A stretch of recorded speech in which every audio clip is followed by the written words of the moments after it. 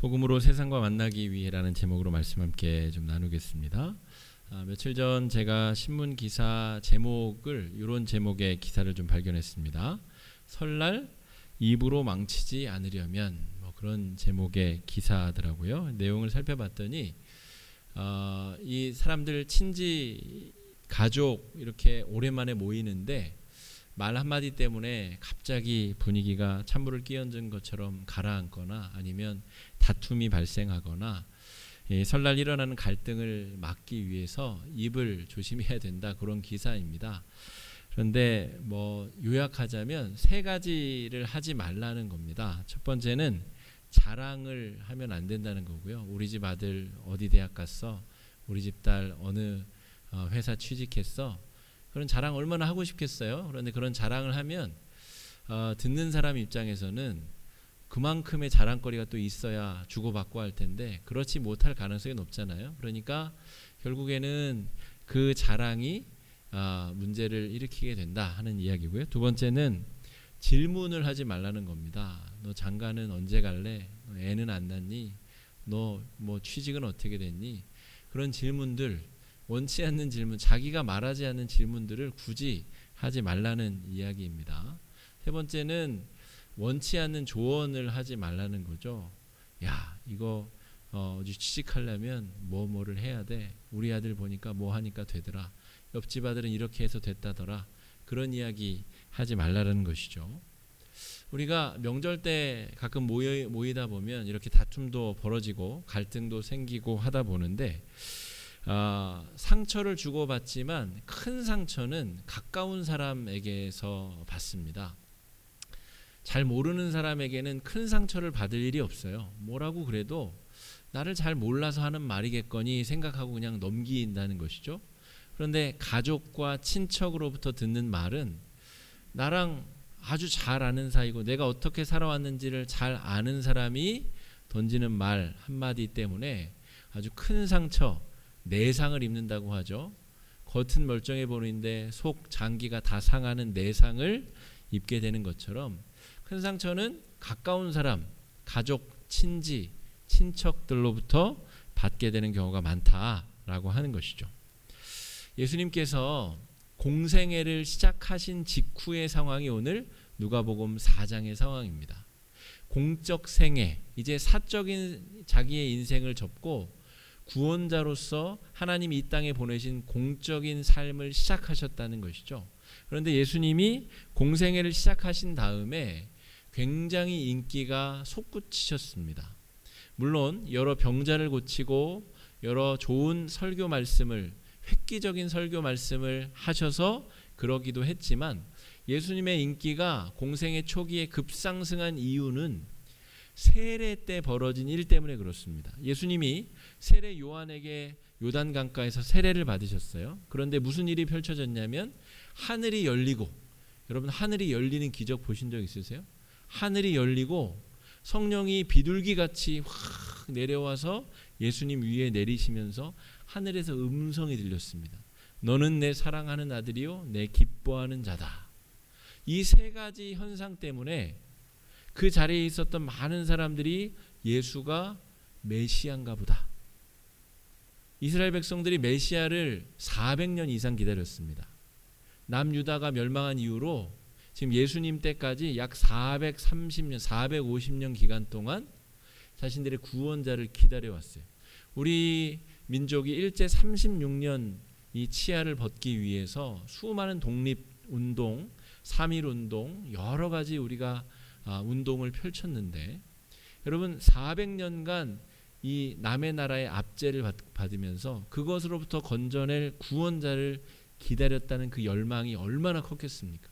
그런데 하늘이 쪼개지고 성령이 내리고 하늘에서 음성이 들리는 일이 예수님에게 펼쳐졌기 때문에 예루살렘을 중심으로 한 유대 땅, 저 갈릴리 지방을 막론하고 예수에 대한 소문이 파다하게 퍼졌다는 것이죠. 그리고 예수님이 갈릴리 일대의 회당에 들어가셔서 성서를 해석하시는데 전혀 다른 말로 이전까지 들어보지 못한 성서 해석을 하셨기 때문에 예수님의 인기가 솟구쳐 올랐다는 것입니다. 그리고 예수님이 자신이 낳기는 베들레헴에서 낳았지만 이 30년 평생을 이 나사렛이라는 동네에서 목수 생활을 하셨기 때문에 그 고향 나사렛 동네에 가셔서 회당에서 말씀을 전하시고 이제 사람들 앞에 서셨다 하는 것이죠. 예수님이 고향 방문을 한 것입니다. 그런데 보통 우리가 명절에 시골에 내려가거나 하다 보면 시골에 이런 현수막들 우리 가끔 보죠. 제가 여기 찾아온 거는 송간리라는 동네에 땡땡땡 여사님의 손자 김땡땡 장남이 서울대 경영학과에 들어간 모양이에요. 보통 동네에 그런 좋은 일이 있으면 이렇게 현수막을 붙이고 축하해주고 떡도 돌리고 이렇게 하잖아요. 대학 들어간 것이 저 정도면 판검사가 나오고 올림픽 메달 따고 뭐 그렇게 국회의원 되고 이러면 아주 그냥 성대한 잔치를 열죠. 예수님의 인기가 높아지셨어요. 예수님의 인기가 높아서 온 유대 갈릴리 사람들이 예수님을 높였단 말이죠. 그럼 그 동네 사람들은 명예롭고 자랑스러워 해야 되잖아요. 현수막이라도 걸고 예수님 환영합니다. 호산나 호산나라고 환영을 해야 되는데 지금 오늘 말씀을 보면 냉대와 조소와 심지어 살해 협박, 예수님을 죽이려고 지금 하고 있다는 거죠. 여러분, 다른 사람을 죽이고 싶다 이런 그런 마음 들어본 적 다 한 번씩 있잖아요. 여러분, 야, 저 사람은 안 되겠다. 내가 어떻게 한번 해야 되겠다. 여러분, 어떤 경우에 그런 마음이 들죠? 근데 예수님이 지금 뭘 잘못했다고 예수님을 죽이려 드냐는 말입니다. 29절 말씀 한번 읽어보겠습니다. 29절입니다. 일어나 동네 밖으로 쫓아내어 그 동네가 건설된 산 낭떠러지까지 끌고 가서 밀쳐 떨어뜨리고자 하되, 한두 사람이 그런 게 아니라 예수님의 설교를 듣고 예수님이 내가 하나님으로부터 보냄을 받은 이제 구원자다 라는 이야기를 하시자 사람들이 예수님을 끌고 가서 지금 밀쳐뜨려 죽이려고 했다는 것입니다. 왜 그랬을까? 제가 성경을 보고 묵상하고 왜 그랬을까? 주석가들도 딱히 뭐라고 설명을 잘 하지 못합니다. 아까 봤듯이 우리가 예상하는 것은 현수막까지는 안 걸리더라도 예수님을 메시아로 알아보고 기뻐하고 반가워해야 되지 않습니까? 그런데 이렇게까지 예수님께 냉대와 조소를 한 이유, 여러분 보통 그런 현수막이 붙으려면 그 서울대학교 경영학과 들어간 김땡땡이라는 청년은 어려서부터 영재 소리를 들었을 가능성이 높습니다.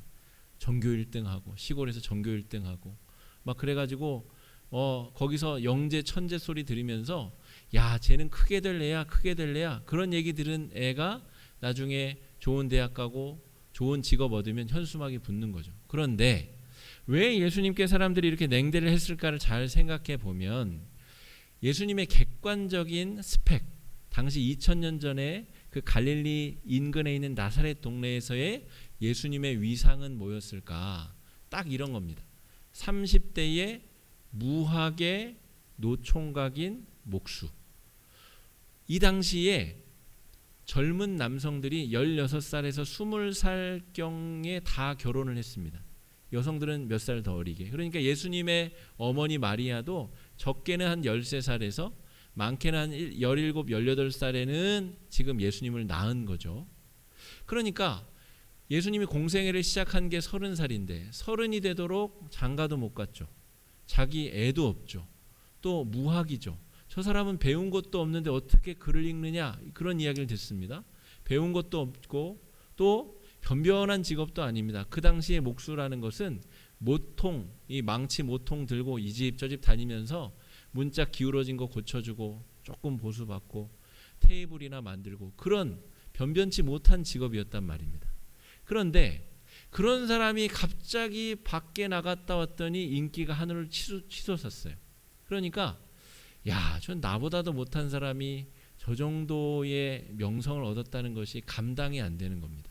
차라리 예수라는 사람을 부정하고 예수가 그런 인기를 얻었다는 사실을 부인하는 것이 내 마음의 복잡한 역동을 잠재울 수 있는 더 경제적인 방법이라는 것이죠.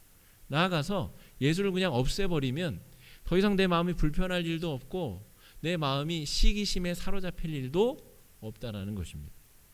예수님의 공생애에 뛰어드신 그 사회 경제적인 여건이 형편없는 상태에 뛰어들으셨는데 갑자기 하늘이 열리고 성령이 내리고 하늘에서 음성이 들리고 예수님이 착 두루마리를 펼쳐서서 말씀을 해석하면 많은 사람들이 은혜를 입고, 예수님이 가버나움에서 주로 활동을 하셨는데 병자를 고치고 거기서 정말 놀라운 기적들을 일으키시는 일이 펼쳐졌다는 것이죠. 갈릴리 사람들이, 예수님을 잘 아는 사람들이 이 일을 감당할 수가 없었다는 것입니다. 예수님에 대한 인기에 대한 시기심과 질투심, 그 마음에 감당이 안 되는 이 역동을 잠재우기 위하여 예수님을 그냥 배척하고 밀어내고 있다라고 하는 것이죠.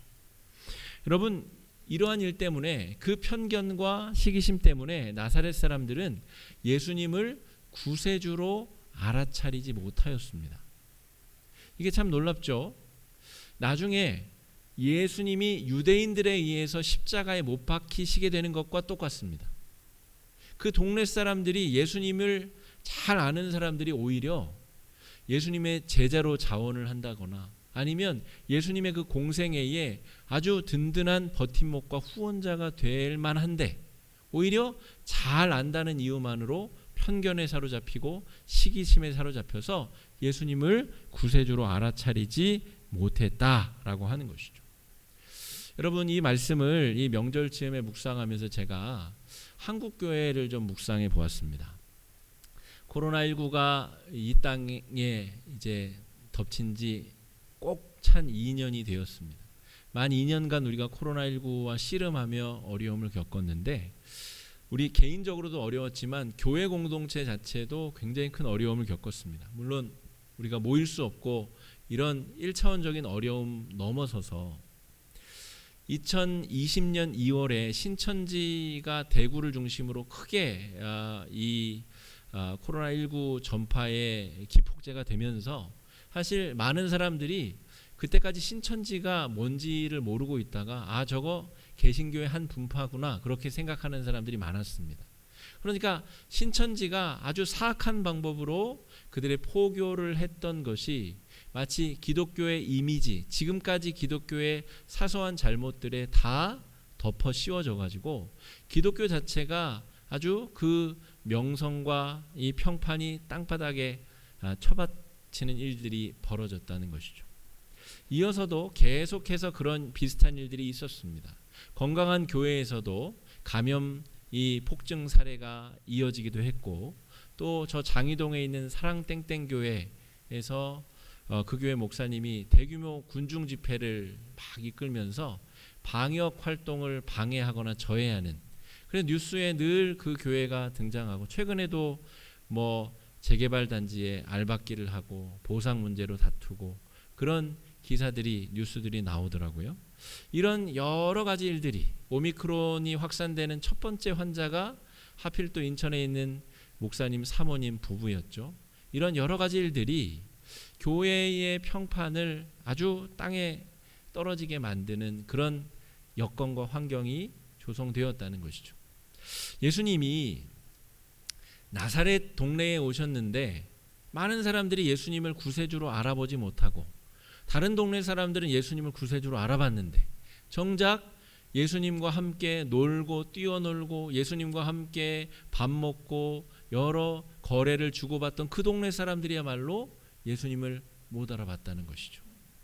한국 교회가 실수하고 잘못한 것, 그동안 하나님 앞에 죄짓고 이 시대 속에 교회로서 소금과 빛의 역할을 감당하지 못해서, 또 혹은 오해받고 여러 가지 누명을 뒤집어쓰고 우리의 명예가 실추된 것 때문에 교회가 본질적으로 전해야 될 예수 생명의 복음조차도 다 땅바닥에 떨어져 버린 것은 아닌가. 우리가 이 말씀을 묵상하면서 우리 한국교회의 정체성을 다시 한번 좀 새롭게 각성할 필요가 있겠다라고 생각해 보게 되었습니다. 기독교의 신뢰도가 하락하고 또 그 즈음에 또 설 명절을 우리가 맞이하게 되었습니다.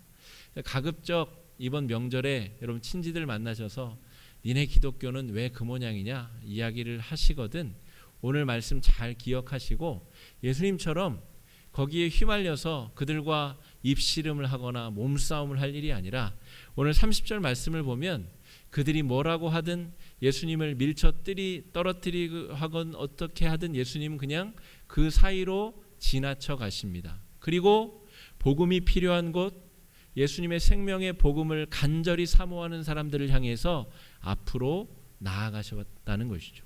그러니까 교회의 위신이 땅에 떨어졌지만 많은 사람들이 교회를 향해서 손가락질을 하고 있지만 그 시점에 우리가 명절을 맞이하였지만 우리는 이 예수님의 말씀을 의지하여서 앞으로 나아가야 된다는 것입니다.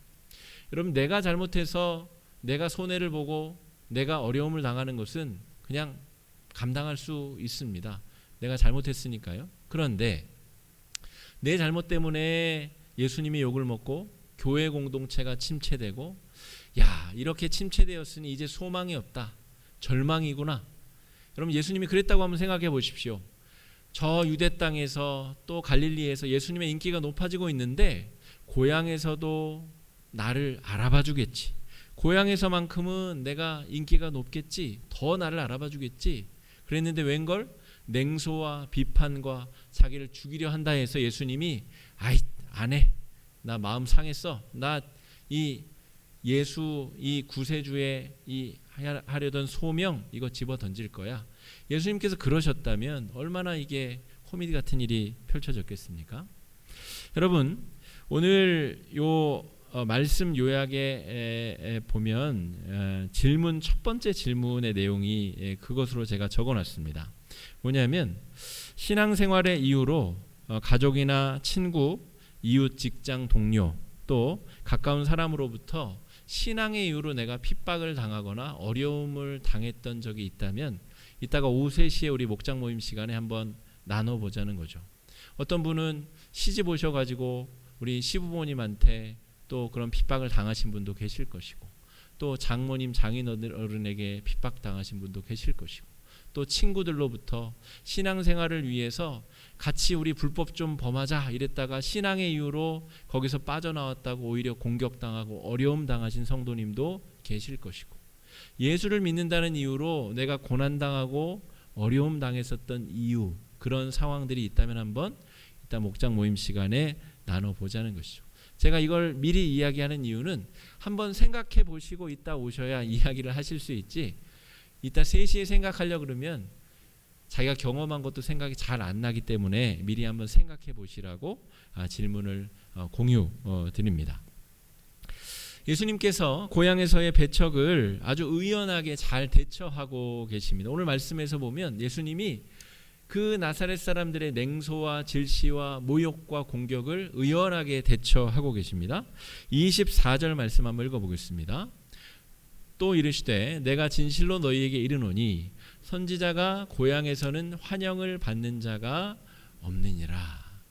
자신의 어렸을 때부터 연약함을 다 아는 그 동네 사람들은 그 사람의 의미와 가치를 편견 없이 받아들이기가 어렵다라고 하는 이야기죠. 그러면서 예수님은 30절에 한번 읽어보겠습니다. 30절입니다. 예수께서 그들 가운데로 지나서 가시니라.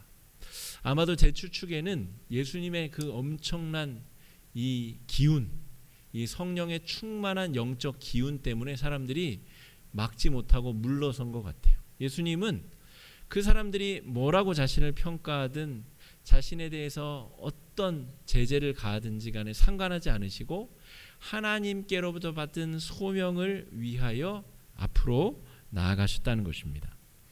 사람들의 평가가 아니라 하나님의 부르심에 집중하여서 예수님은 나아가고 계십니다. 여러분, 이 코로나 때문에 기독교의 위신과 평판이 땅에 떨어진 이 시대에 우리 교회가 나아가야 될 방향성도 이와 같습니다. 교회가 평판을 회복하려면 10년간 10년은 걸릴 거야. 그러면 10년간 여러분 아무것도 안 할 겁니까?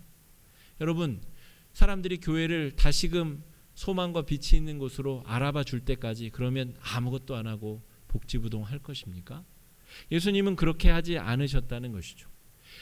나사렛 사람들이 예수님을 어떻게 평가하든 상관하지 아니하고 성령께서 자신을 이끄시는 대로 뒤쪽에 보면 사르밧 과부와 나아만 장군 이야기가 나오는데 그들은 유대인들이 아니었습니다.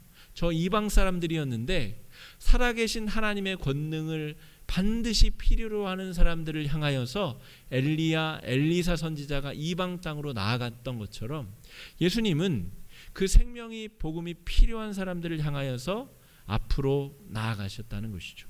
자신을 잘못 평가하는 사람들을 설명하고 그들을 납득시키기보다는 예수님의 생명의 복음을 당장 필요로 하는 사람들을 향하여서 나아가셨다라고 하는 겁니다. 코로나 시대를 지내고 있는 우리 기독교인들에게 주시는 참된 위로가 아닐까 싶습니다. 여러분 명절에 또 교회에 대해서 뭐라고 하시는 친척들을 만나시면 그냥 알겠다고 하고 그들을 위해서 기도 한번 더 해주시고 정말 예수의 복음이 필요한 사람들을 향하여서 나아가시는 것이 더 현명한 길이다라고 할 수가 있겠습니다.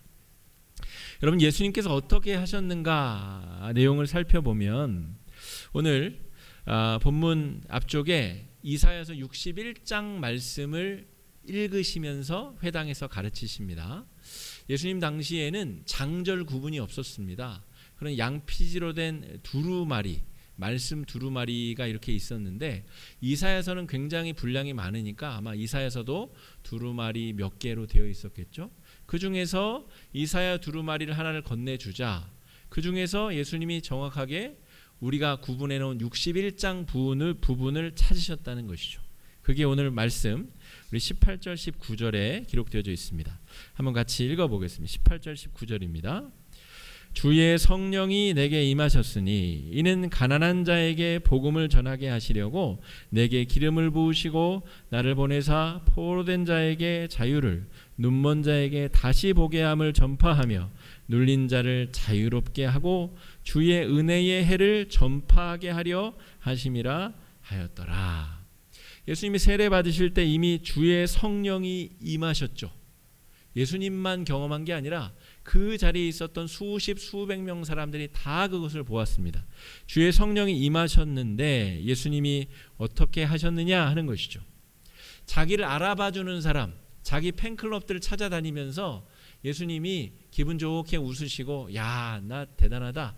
예수님이 그렇게 하신 것이 아니라 이사야서 61장 말씀에 의하면 주의 성령이 내게 임하셨으니 이는 가난한 자에게 복음을 전하게 하시려고 포로된 자에게 자유를 눈먼 자에게 다시 보게 함을 눌린 자를 자유케 하기 위하여 예수님이 촌각을 다투어 뛰어다니셨다는 것입니다. 그러니까 예수의 복음이 꼭 필요한 사람들을 향하여 앞으로 나아가셨다는 것을 말하죠.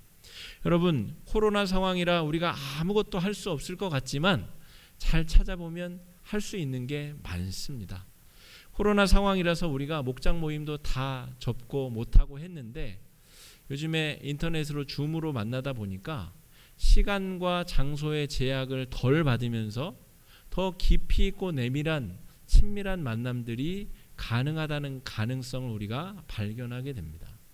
여러분 코로나가 우리를 옥죄고 사람들이 손가락질하고 우리가 활동하지 않고 움직이지 않을 여러 가지 이유를 찾자면 왜 못 찾겠습니까? 그런데 예수님이 지금 하신 일을 보면 자신을 공격하고 비난하는 사람들 주변에 휩싸여 계시지 않고 예수님은 그들을 통과하여 가난하고 포로되고 억눌리고 복음이 필요한 꼭 그 복음이 필요한 사람들을 향하여서 진취적으로 앞으로 나아가셨다는 것을 볼 수 있습니다. 성령이 충만하다는 것은 여러분 피상적인 개념이 아닙니다. 제가 몇 차례 이 말씀을 드리는데 성령이 충만하다는 것은 성령과 충분한 교제를 나눈다는 것을 의미합니다. 예를 들어서 여러분 나를 안 좋게 평가하는 사람들하고 계속 이야기를 나눠보십시오. 그러면 말싸움이 되겠죠. 몸싸움으로 이어지겠죠. 그러니까 나를 안 좋게 생각하는 사람하고 그것이 사실이 아닌데 굳이 그 사람하고 교제의 폭을 늘려가서 내 마음을 지옥으로 만들 필요는 없습니다. 나를 안 좋게 평가하는 사람을 잘 반성적으로 판단해서 내가 고칠 것은 고쳐야 되겠지만 그게 사실이 아니라고 한다면 우리가 그 다음으로 소통을 주도적으로 해야 될 주체는 성령이시라는 것이죠. 우리 안에 살아계신 성령과 계속 교제의 폭을 늘려갈 때에 우리 외부에서 펼쳐지는 여러 비난과 공격과 잘못된 정보에 의한 판단과 편견으로부터 우리는 자유롭게 성령에 이끌려 앞으로 나아갈 수 있다는 것입니다. 여러분, 이것은 굉장히 중요합니다. 여러분, 우리가 다른 사람들의 이야기와 판단과 평가에 휘둘려서 둥둥둥 떠밀려서 어디로 가고 있는지도 모른 채 떠내려 갈 것이냐, 아니면 우리 안에 계신 성령님과 소통하며 성령님과의 교제 가운데 성령님이 이끄시는 곳으로 나아갈 것이냐, 굉장히 중요한 분기점이 여기서 형성된다는 것을 기억해야 됩니다. 두 번째는 구원받아야 될 사람들에게로 예수님은 나아가셨습니다. 마치 불구덩이에 지금 빠져있는 어린아이를 건져내는 심정으로, 여러분, 내 자식이 불구덩이에 빠져 있으면 뛰어들지 않겠습니까?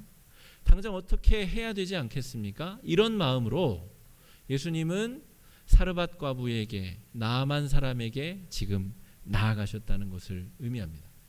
여러분, 엘리야 시대에 여러분 수많은 이 홀로 되신 과부들이 유대 땅에도 있었습니다. 그런데 예수님은 굳이 이 엘리야 선지자는 굳이 저 시돈 땅의 사르밧 과부에게 찾아가서 그 사람에게 하나님의 구원의 역사를 이루었습니다.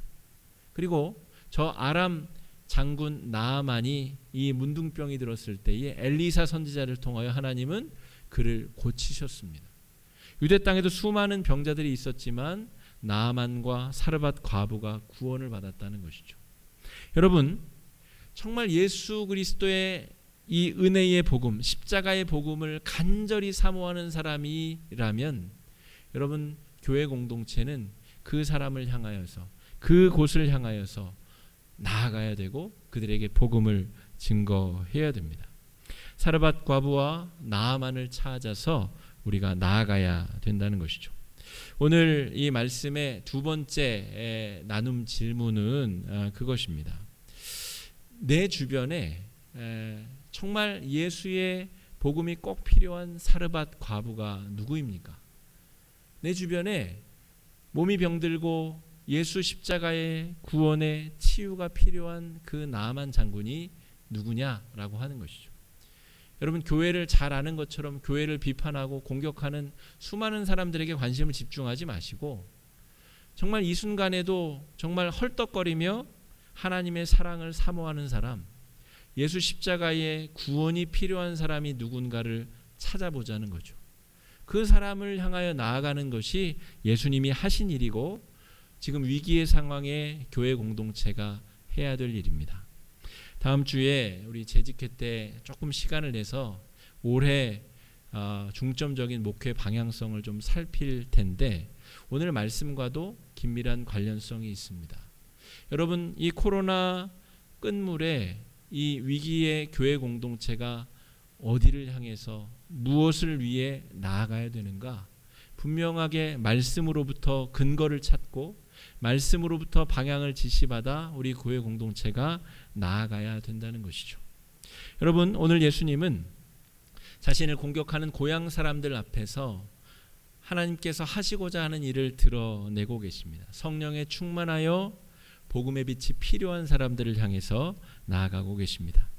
다가오는 한 주간 내 주변에서 이웃 중에, 친구 중에, 가족 중에 이 사르밧 과부와 같은 나아만처럼 예수 생명의 복음이 꼭 필요한 사람을 찾아보시고 그들을 위해서 기도하시고 그들에게 예수님의 이야기를 전하실 수 있는 여러분 되시기를 주님의 이름으로 축복합니다.